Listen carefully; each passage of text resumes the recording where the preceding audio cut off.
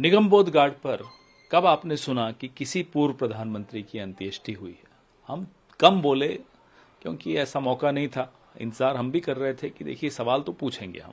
निगमबोध घाट पर आप एक पूर्व प्रधानमंत्री की अंत्येष्टि कर रहे हैं।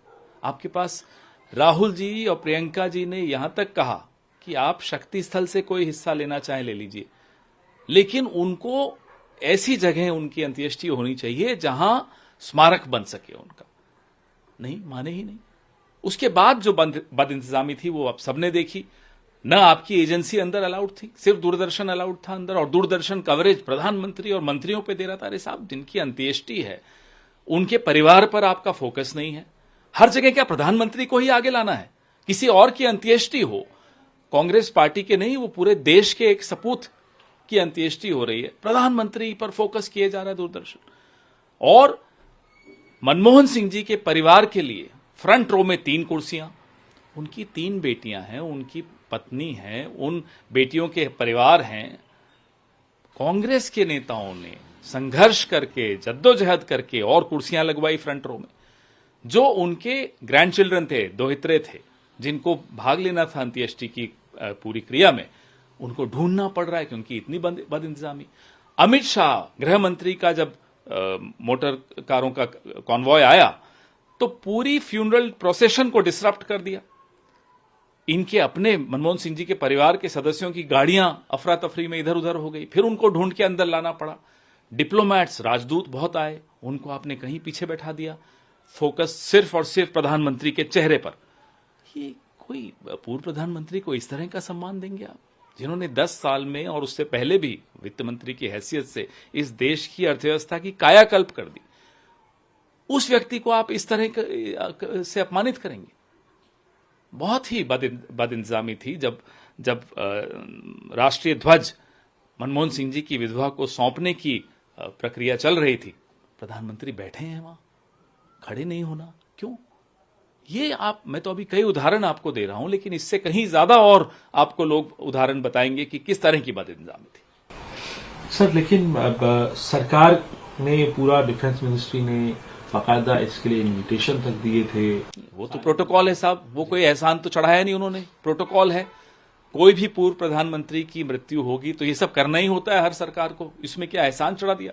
लेकिन बात यह है, अब आपने हरदीप पुरी जी के लिए कहा कि अस्थि विसर्जन के वक्त परिवार के अलावा हम लोग कांग्रेस के नेता, देखिए फैमिली नीड स्पेस, वो भी ग्रीफ कर रहे हैं, वो भी मोर्निंग में है, उसमें भी हम जाकर आगे आगे बढ़ के राजनीति करें, अच्छा नहीं होता। फैमिली को अगर स्पेस दिया तो इसमें पुरी साहब को दिक्कत है। ये होती है ओछी राजनीति, ये होती है सस्ती राजनीति जो नड्डा और पुरी कर रहे हैं। सर, ये भी एक बात है, मेमोरियल की भी बात आई, तो कह रहे हैं मेमोरियल तो बनाना ही था हमको, उसको लेकर हमारा दबाव जब आया तब जाकर इन्होंने रात को वो नोटिफिकेशन निकाला कि हम करेंगे। उससे पहले कोई कुछ नहीं था। यहां तक बात हुई कि साहब आप शक्ति स्थल से कुछ ले लीजिए जमीन, लेकिन इनको स्मारक वहीं होना चाहिए और अंत्येष्टि वहीं होनी चाहिए जहां स्मारक बनेगा। नहीं माने, क्यों नहीं माने? पूछिए इनसे।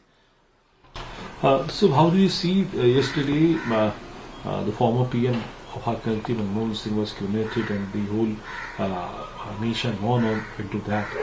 But the BJP is saying that the BJP national chief JP Nadda is saying that Congress is doing a cheap. Tell me, where is cheap politics if we question the way this program was done? He is the son of Mother India, one of the greatest sons of Mother India. You cannot disrespect his memory by having a funeral at Nigambodh Ghat. That was our first objection. And when we reached there, we realized that it was totally mismanaged. There were 3 chairs placed in the front row for the family. He has 3 daughters. They have their families. And of course, the widow of Dr. Manmohan Singh. So we had to struggle to get more chairs in the front row for the family.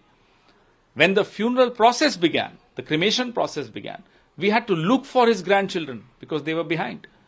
When the Home Minister's cavalcade came, it disrupted the procession. In the process, a lot of family members who had their cars got lost in the chaos. Dignitaries were there, diplomats were made to sit somewhere behind.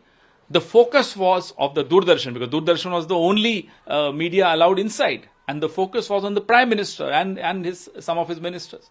But primarily the focus was on the Prime Minister and not on the family of Dr. Manmohan Singh. Is this the way you respect the departed soul? But sir, all of the union ministers are attacking Congress party. Why are they attacking Congress party? We are questioning the way it was done. We have a right to fight for the respect of the greatest sons of one of the greatest sons of Mother India. And sir, when some of the leaders said that it was the Prime Minister Manmohan Singh who struggled a lot, he was also a Sikh.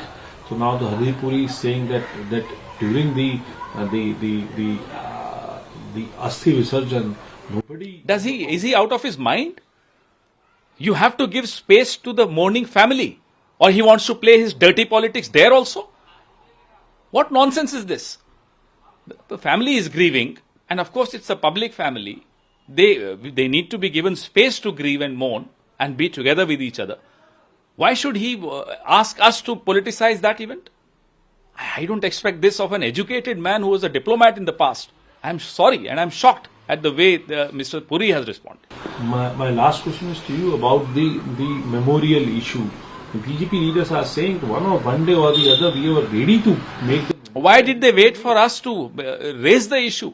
They should have granted this much before. We wrote a letter. Mr. Kharge wrote a letter in the morning. Mr. Kharge then in the afternoon spoke to the Home Minister, spoke to the Prime Minister. Mrs. Priyanka Gandhi ji and Mr. Rahul Gandhi were also offered. They said, please take some space from Shakti Sthal.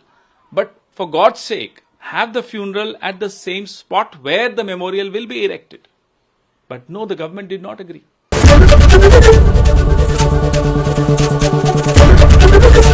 ABP Ganga, खबर आपकी, जुबान आपकी।